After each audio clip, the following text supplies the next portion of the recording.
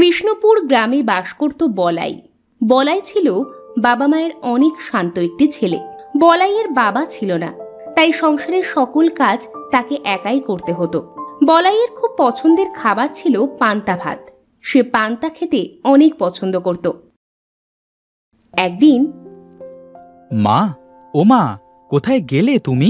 বেলা তো অনেক হলো, আমাকে কিছু খেতে দাও। এই তো বাবা, আসছি।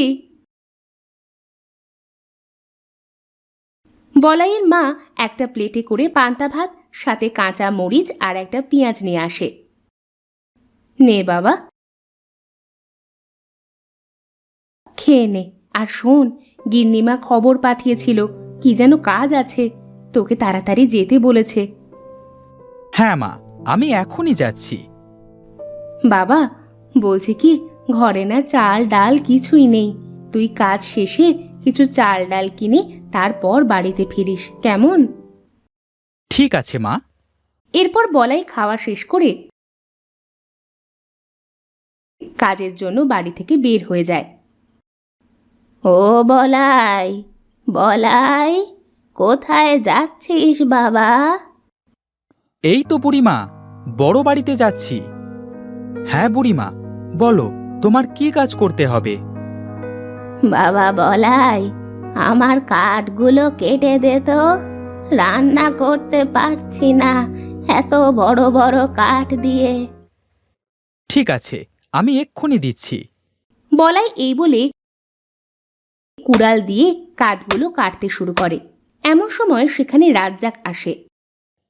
আরে বলাই যে, তা বুড়ির কাঠ কেটে দিচ্ছিস নাকি? হ্যাঁ কাকা। শোন, বিকেলে আমার বাড়িতে যাস তো, কিছু কাজ আছে। ঠিক আছে কাকা। রাজ্জাক সেখান থেকে চলে যায়। নাও বুড়িমা, তোমার সব কাঠ কাটা শেষ। নে বাবা, এই টাকাটা ধর। এটা কি করছো বুড়িমা? তুমি পারছিলে না, তাই আমি একটু কাজ করে দিলাম, এই জন্য তুমি আমাকে টাকা দিচ্ছ? না বুড়িমা, তুমি টাকাটা তোমার কাছে রেখে দাও, আমি অন্য সময় এসে তোমার পান্তা ভাত খেয়ে যাবক্ষণ। পাগল ছেলে, ঠিক আছে। বলাই তখন বড় বাড়িতে গেল।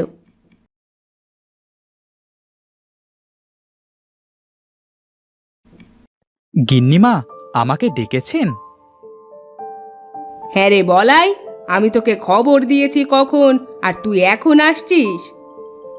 আস্তে আস্তে বুড়িমায়ের সাথে দেখা হয়েছিল, বুড়িমায়ের কাঠগুলো কাটতে গিয়ে দেরি হয়ে গেল। আচ্ছা ঠিক আছে, শোন, তোকে যে কাজের জন্য ডেকেছি তা হলো, কাল আমাদের বাড়িতে মহাভোজনের অনুষ্ঠান হবে, তাই অনেক কাঠ লাগবে। তুই কি পারবি কালকের মধ্যে এত কাঠ কেটে আনতে? হ্যাঁ, পারবো গিন্নিমা। ঠিক আছে, তাহলে কাজে লেগে যা, আর এই ধর কিছু টাকা অগ্রিম। ঠিক আছে গিন্নিমা, আমি তাহলে বাড়িতে গিয়ে এই টাকাটা রেখে জঙ্গলে কাঠ আনতে যাচ্ছি। আচ্ছা, যা, তবে দেখিস কাঠগুলো যেন শুকনো হয়। ঠিক আছে গিন্নিমা। এই বলে বলাই বাড়িতে যায়। বাড়িতে যাওয়ার আগে বাজার থেকে বাজার করে নিয়ে আসি।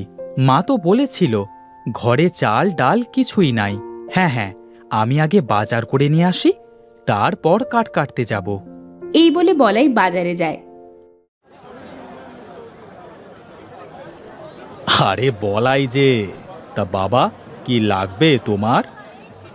কাকা, আমাকে 2 কেজি চাল আর 250 গ্রাম ডাল দেন তো। আচ্ছা বাবা, তুমি দাঁড়াও, আমি এক্ষুনি দিচ্ছি। এই বলে বিমল চাল ডাল বলাইকে দেয়।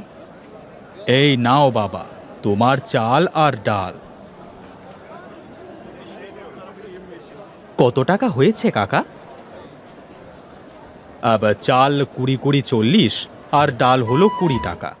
তাহলে 3-20 টাকা দে বাবা। কাকু, 3-20 টাকা হবে, 50 না। তাই নাকি? তাহলে তাই দে, বয়স হয়েছে তো, তাই ওই একটু আর কি ঘুলিয়ে ফেলি। তারপর বলাই টাকা দিয়ে সেখান থেকে বাড়িতে ফিরে আসে। মা, মা। রত্না কলসি নিয়ে তখন জল আনছিল। বলাইকে পেছন থেকে ডেকে বলে, এই তো বাবা, আমি এই দিকে।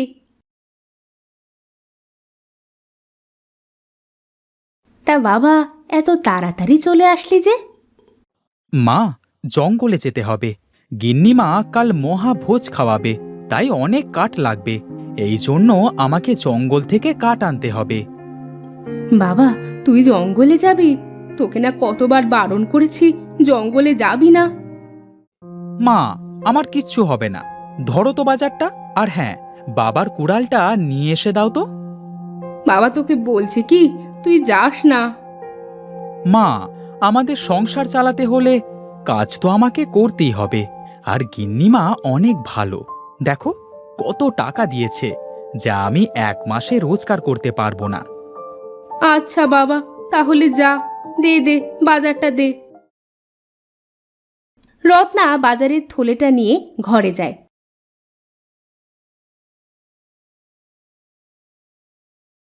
আর একটা কুড়াল হাতে তুলে বলে, ওগো, তোমার ছেলে আজ তোমার মতো জঙ্গলে কাঠ কাটতে যাচ্ছে, তুমি ওকে দেখে রেখো।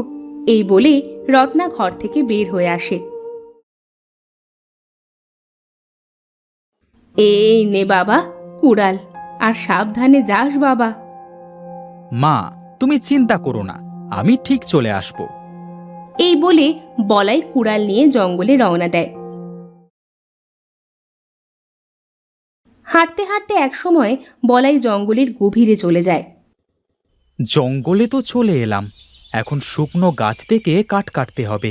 ওই তো একটা মরা গাছ দেখা যাচ্ছে, যাই ওই গাছটা কাটি।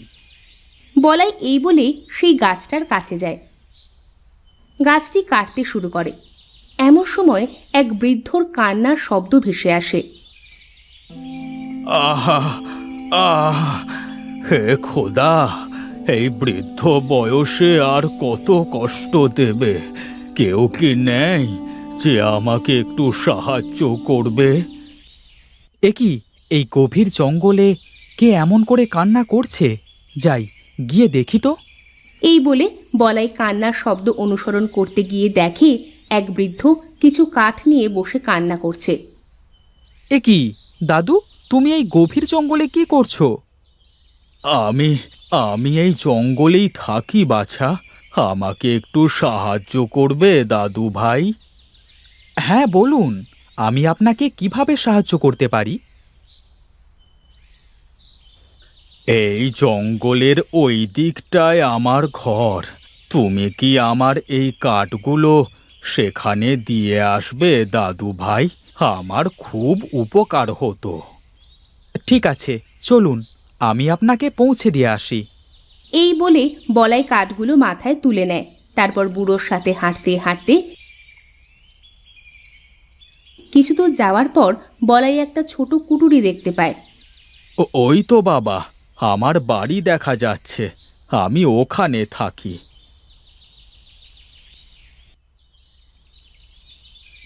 আপনি কি একাই থাকেন? না, আমি আর আমার বউ থাকি। আচ্ছা, এখানে তুমি কাঠগুলো রাখো। বৃদ্ধর কথা মতো বলাই কাঠগুলো নিচে রাখে।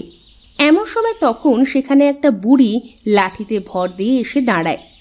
কি গো, তোমার আসার এখন সময় হলো? আর বলো না, শরীরটা এত খারাপ লাগছিল যে উঠে দাঁড়াতে পারছিলাম না।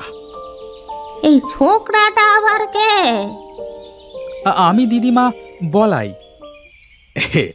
ওই তো আমার কাঠগুলোকে বাড়ি পর্যন্ত পৌঁছে দিল। তা বেশ ভালো, তাহলে ওকে কিছু সোনার মোহর দিয়ে দাও, সারা জীবন সুখে শান্তিতে বসবাস করুক। আমার সোনার উপর কোনো লোভ নেই দিদিমা, আপনি যদি কিছু দেন তাহলে আমাকে কিছু পান্তা ভাত দেন, আমার খুব ক্ষুধা লেগেছে। বলে কি ছোকরা, সোনা রেখে পান্তা খাবে? এই হলো আসল সোনার ছেলে, যে অন্যের বিপদ দেখলে নিজে এগিয়ে যায়। আচ্ছা বাছা, তুই এখানে বস, আমি তোর জন্য কিছু পান্তা আনছি। এই বলে বুড়ি ঘরের মধ্যে চলে যায় আর বলাই বারান্দায় গিয়ে বসে। কিছুক্ষণ পর বুড়ি এক প্লেট পান্তা ভাত নিয়ে বের হয়। এই নে বাবা, তোর পান্তা। আহা, পান্তা আমার প্রিয় খাবার, কি যে আনন্দ লাগছে। বলাই এই বলে যেই পান্তায় হাত দেয়, সাথে সাথে পান্তা সোনার হয়ে যায়। এই বলে বলাই ভীষণ অবাক হয়ে যায়। এ কি হচ্ছে? ভয় পাস না ছোকরা, তুই হলি সোনার ছেলে, তাই তো তোর স্পর্শে তোর পান্তাগুলো সব সোনা হয়ে গেল। এসব কি বলছেন আপনি? এর আগে তো এমন কখনো হয়নি। হয়নি তো, এখন থেকে হবে। তুমি যখনই পান্তা খাবে তখনই তোমার পান্তা সোনা হয়ে যাবে। বরদান আমরা তোমাকে দিলাম। না, আমি চাই না এসব। আমি পান্তা খাবো। আমার পান্তা সোনার হলে আমি পান্তা খাবো কি করে? ঠিক আছে, শোন ছোকরা, তোর মধ্যে কোনো লোভ নেই। তোকে এতক্ষণ আমরা পরীক্ষা করছিলাম। তবে হ্যাঁ, তোর যখন টাকার প্রয়োজন হবে বা কারো উপকার করতে চাইবি, তখন তুই পান্তা খেতে গেলে তোর পান্তা সোনার হয়ে যাবে। বুড়ির কথা শেষ হতে না হতে পান্তাগুলো আবার আগের রূপে চলে আসে। এই তো আমার পান্তা। বলাই সব পান্তা ভাত খেয়ে নেয়। এবার আসি গো বুড়ো বুড়ি, আর তোমাদের অনেক ধন্যবাদ আমাকে সোনার বরদান দেওয়ার জন্য। এই বলে বলাই সেখান থেকে জঙ্গলের ভিতরে চলে আসে।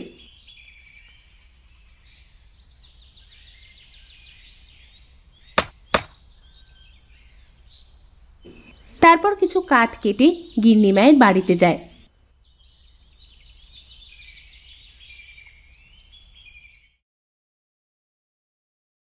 এই নিন গিন্নিমা, আপনার মহাভোজের জন্য কাঠ।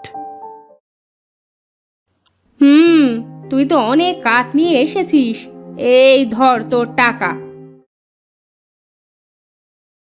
বলাই টাকা নিয়ে বাড়িতে চলে যায়।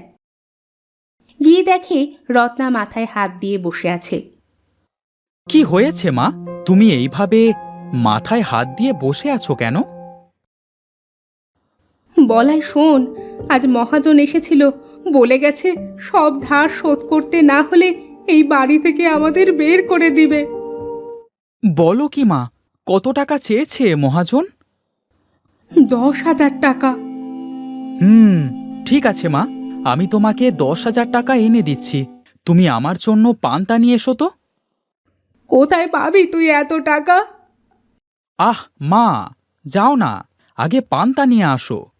রত্না কোনো কথা না বলে পান্তা নিয়ে আসে ঘর থেকে।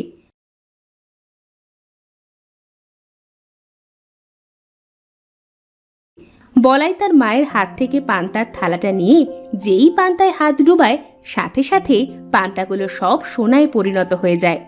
এ কি দেখছি বাবা, তুই হাত দেওয়ার সাথে সাথে ভাতগুলো সব সোনা হয়ে গেল। হ্যাঁ মা, আমি এই বরদান জঙ্গল থেকে এক বুড়ো আর বুড়ির থেকে পেয়েছি। যাক, ওপরওয়ালা তাহলে এত দিনে আমাদের মুখের দিকে তাকিয়েছে। হ্যাঁ মা, তবে বেশি লোভ করা যাবে না। যতটা প্রয়োজন ততটাই নিতে হবে। হ্যাঁ রে বাবা, আর এই গ্রামের গরিবদের বিপদে পাশে দাঁড়াতে হবে। এরপর বলাই সোনাগুলো বিক্রি করে মহাজনের সব ধার শোধ করে দেয়। আর যখনই বলাই কারোর বিপদের কথা শুনতো, তার জন্য নিজের সাহায্যের হাত বাড়িয়ে দিত।